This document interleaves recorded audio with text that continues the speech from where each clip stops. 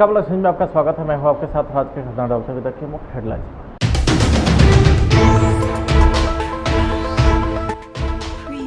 बिहार के मुख्यमंत्री नीतीश कुमार ने विधायक के लिए बनाए गए आवास का उद्घाटन किया।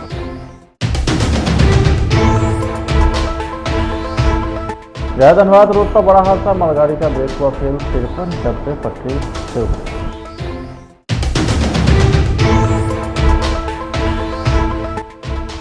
मधुबनी के कोसी नदी के गहरे पानी में डूबने से 3 बच्चों की हुई मौत।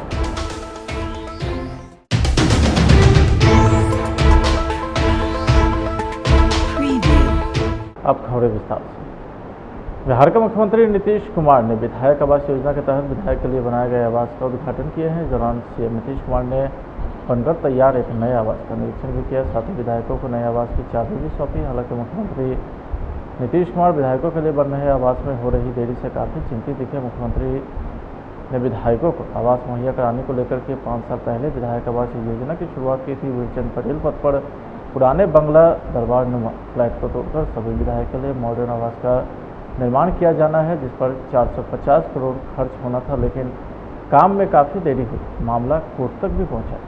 सरकार के काफ़ी प्रयास के बाद विधायक के लिए बनने वाले आवास पूर्ण नहीं हो सका था। अब जाकर नीतीश कुमार ने पूर्ण हुए आवास की चाबी विधायकों को सौंपी। उसके बाद हुआ और बीच में जब उसके बारे में टेंडर भी हुआ तो कई तरह की कठिनाइयां भी आ गई थी और बाद में फिर कोई कोर्ट में भी चला गया था। कौन निकल रहा है? आराम से खड़ा रहो। तो पुराना स्पेस है हम लोगों का, इसलिए सब कुछ हो गया। तो उसके बाद सब निर्माण शुरू हो गया, लेकिन जितना तेजी से होना चाहिए था नहीं हो रहा था। तो हमको बड़ा तकलीफ था। बहुत बार आकर के कहते रहे कि मैं इसको तेजी से करूं। अब लास्ट ईयर भी आकर के हम एक बार देख कर गए तो वही अब हो गया है इतना कम से कम 65 का, और वहाँ पे पहले ही से हमने कर दिया था मेरे ख्याल से 19 में ही विधान परिषद का 45 बिल्डिंग का हो गया सर। 55 नीचे कीजिए। ठीक है। अरे मेरे आगे बहुत लोग हैं, तुम पीछे कर दो। अरे यार लीजिए कि सिर्फ 65 होना है 243 और ये सब तोड़ देंगे। बड़ी खबर गया से है, जहां गया धनबाद रोड पर गुरपा स्टेशन पर एक मालगाड़ी बेपटरी हो गई। हादसे में गाड़ी के 58 में 53 डब्बे पूरी तरीके से क्षतिग्रस्त हो गए। बुधवार सुबह 6 बजे की यह घटना है। दरअसल कोयला लोडेड मालगाड़ी का ब्रेक फेल हो गया, जिसके कारण मालगाड़ी रेलवे ट्रैक के किनारे बिजली के पोल से टकरा गई। इस दौरान कई पोल भी टूट गए। जानकारी के मुताबिक मालगाड़ी कोडरमा स्टेशन से गया जा रही थी, लेकिन बीच में ही बड़ा हादसा हो गया। मालगाड़ी का ब्रेक फेल हो गया और 58 में 53 डब्बे के परखच्चे उड़ गए। बताया जा रहा है कि ढलान ज़्यादा थी, जिसके कारण मालगाड़ी तेज गति से चल रही थी। जब ब्रेक फेल हुआ तो ड्राइवर ने स्पीड कम कर दी, जिसके बावजूद गुरपा स्टेशन के पास पहुंचते ही मालगाड़ी बेपटरी हो गई।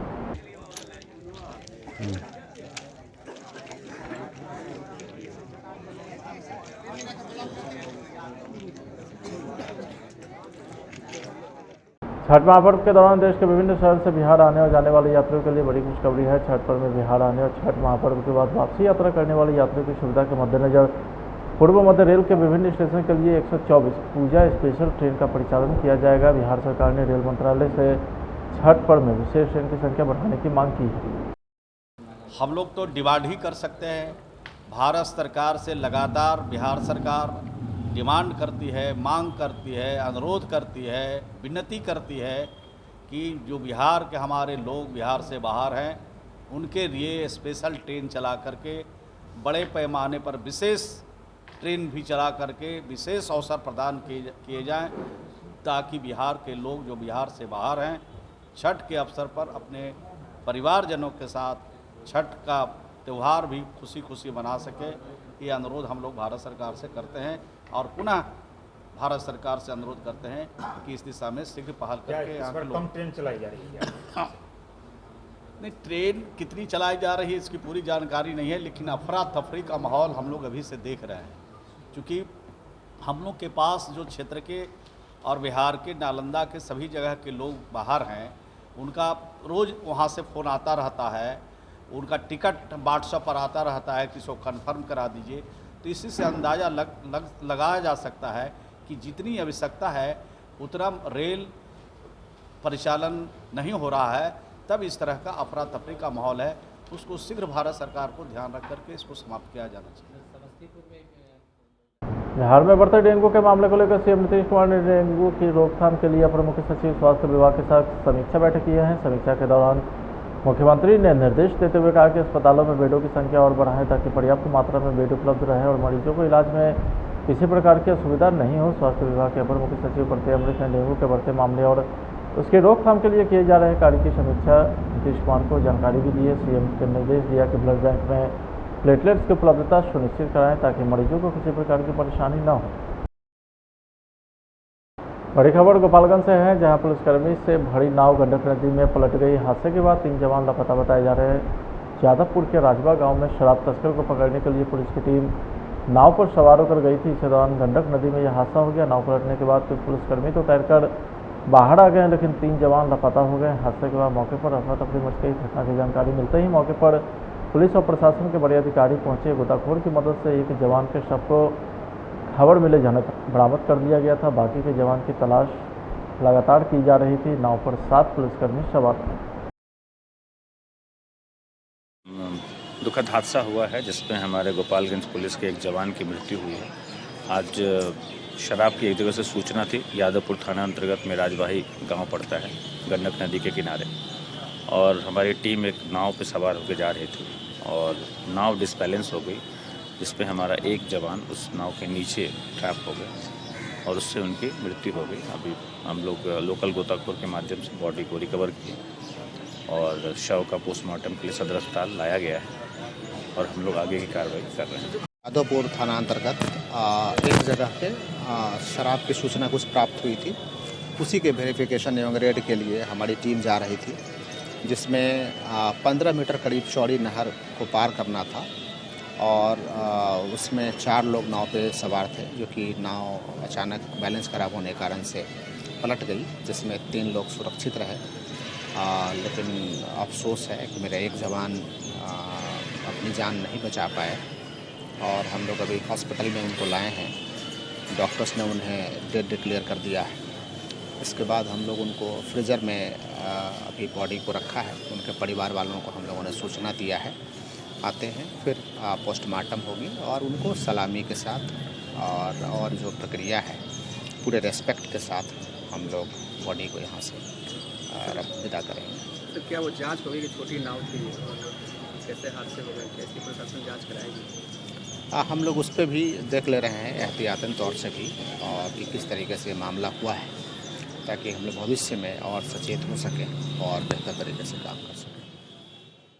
बिहार का जिन 2 विधानसभा सीटों पर उपचुनाव हो रहा है उसमें मोकामा सीट को सबसे ज़्यादा हाई प्रोफाइल सीट माना जा रहा है। पूर्व विधायक अनंत सिंह की सीट होने की वजह से मोकामा पर सबकी नज़र है। मोकामा में अनंत सिंह की पत्नी नीलम देवी और पूर्व सांसद सूरजभान सिंह के करीबी सोनम देवी के बीच मुकाबला है। अनंत सिंह की पत्नी नीलम देवी के लिए पहली बार जदयू के राष्ट्रीय अध्यक्ष सांसद ललन सिंह चुनाव प्रचार किए हैं। आपको बता दें कि पटना में मंत्री श्रवण कुमार ने जिसे लेकर मीडिया के सामने अपना बयान भी साझा किया। जाएंगे ही, चुनाव है तो आज तो गए हैं राष्ट्रीय अध्यक्ष महोदय, प्रदेश अध्यक्ष भी कल गोपालगंज गए थे।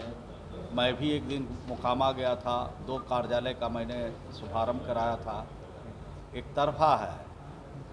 तरफा है महागठबंधन के जो हमारे उम्मीदवार हैं उनका जीत सुनिश्चित है और काफ़ी मतों के अंतर से जीत होगी। और गोपालगंज से भी जो हमारे कार्यकर्ता हैं, साथी हैं, नेता हैं, उन लोगों से भी जो बातचीत हमने किया है और उन लोगों ने जो बातचीत हमसे किया है उसमें वहाँ भी जीत सुनिश्चित है। वहाँ भी काफ़ी मतों के अंतर से हमारे महागठबंधन के उम्मीदवार जीतेंगे। वहाँ लड़ाई कुछ नहीं है, ये दोनों सीट भारी बहुमत से हम लोग जीतेंगे। और भाजपा का जो 2024 का हम लोग का मिशन है, और मैं समझता हूँ किसी 2 चुनाव से उस मिशन की झलक दिखने लगेगी और 2024 में भाजपा का पूर्ण रूप से सफाया हो जाएगा। इस तरह की बातचीत वहाँ पर लोग के द्वारा कहा जा रहा है और सुन भी रहे हैं। मुख्यमंत्री भी जा रहे हैं, सब लोग जाएंगे, सभी लोग जाएंगे। तेजस्वी जी भी जाएंगे, मुख्यमंत्री जी भी जाएंगे। आज के अखबार में तो देखा है मैंने कि मुख्यमंत्री जी का भी कार्यक्रम। मधुबनी जिले में कोसी नदी के गहरे पानी में डूबने से 3 बच्चे की मौत की खबर सुनकर कोहराम मच गया। शोधकर्म में शामिल होने के लिए दूसरे गांव से बच्चे आए थे। यह हृदय विदारक घटना मधुबनी जिले के मधेपुर प्रखंड के कोसी दियारा इलाके के बकुआ पंचायत में हुई है, जब 3 बच्चे नहाने के दौरान नदी के गहरे पानी में चला गया, जहाँ वापस लौटकर नहीं आए, जिससे लोगों को अंदेशा होने लगा कि कोसी के पानी में डूबने से तीनों की मौत हो गई। बताइए कैसे हुआ भैया यहाँ? सर हम लोग यहाँ से घाट पर से गए हैं, तभी उस समय कोई बच्चा नहीं था। उसके बाद घर पर गए 10 मिनट हुआ है। उसके बाद हमारा जो ठाकुर है वो बोला कि से धार में जो है सो कोई बात हो गया, तो हम लोग पूजा करने भी छोड़ दिया। आए नदी में तो हमारा 5 ठो बच्चा डूबने वाला था। उसमें बोला हम 2 बच्चा खींच लिया, 3 बच्चा को पता ही नहीं चला। बच्चा क्या करने के लिए आया था यहाँ? अब हम लोग तो घर पर थे सर, यहाँ से पूजा पाठ करने के लिए गए थे। बच्चा लोग था उसमें, अब नहाने के लिए आया, साला कैसे आ गया। आपके घर में कोई कार्यक्रम था क्या? जी हमारा पिताजी गुजर गया था सर, आज संपिंड श्राद्ध है सर। अच्छा, उसी श्राद्ध में लगे। आपका बच्चा का क्या नाम था? मेरा बच्चा हमारे भाई का बच्चा था। क्या नाम है उसका? उसका नाम था सर सुमन कुमार। कितने साल का होगा? वो लगभग सर 8-9 साल का है। और किसका बच्चा डूबा है? और एक मेरा बहन का लड़का था। क्या नाम है उसका? उसका नाम था सर सोनू कुमार। कितने साल का होगा? वो लगभग सर 11 साल का होगा। वो आपके रिश्तेदारी में आया था? मेरा बहन था सर। तो रिश्तेदारी में आया होगा ना। कहाँ का था वो बच्चा? वो बीरपुर गाँव का है सर। और तीसरा? और एक मेरा भाई का साला था, वो अपना ये खारी परमानपुर का है सर। वो भी डूब गया? वो भी मधेपुरा डिस्ट्रिक्ट है सर। कितने देर पहले ये घटना हुआ? ये सर 2:30 बजे के आसपास है। 2:30 बजे? जी। तो इस चीज की सूचना प्रशासन को दिया आप लोग? सर हम लोग तो इस तरह लग गए, हमारा जो आदमी सबको बोले सर कम से कम अपना थाना खबर कर दिया, अपना प्रशासन से बोल दीजिए, तो बोला हाँ करेंगे। हम लोग तो इसी में लपट गए सर, तो हम लोग क्या करेंगे सर। तो मधुबनी के मधवापुर प्रखंड मुख्यालय क्षेत्र में इंडो नेपाल पिलर संख्या 295 के पास से एसएसपी के जवानों ने बाइक की डिक्की में रखकर ले जा रहे 20 बोतल नेपाल निर्मित देशी शराब के साथ एक तस्कर को गिरफ्तार किया है। पकड़े गए तस्कर की पहचान सीतामढ़ी जिले के पोखरी थाना के सिंगियाही गांव का विकास कुमार के रूप में की गई है।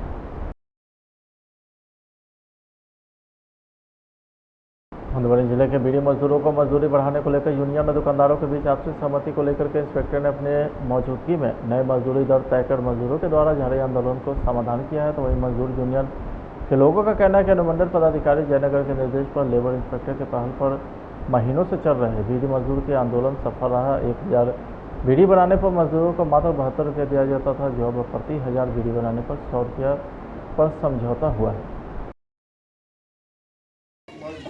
धीरे धीरे मजबूतो भ रहा है, लड़ाई भी लड़ने निकाल रहे हैं। वो मालिक के भी मांग पत्र लिए कि सरकार के गाइडलाइन करते मजदूरी हुआ चाहिए, तो वो केवल साहब के जरिए जीओ साहब से भी नियम मिले, जीओ साहब के पहल पर और साहब। फिलहाल आज के घर में इतना ही। आप देख रहे हैं प्लस न्यूज़। नमस्कार।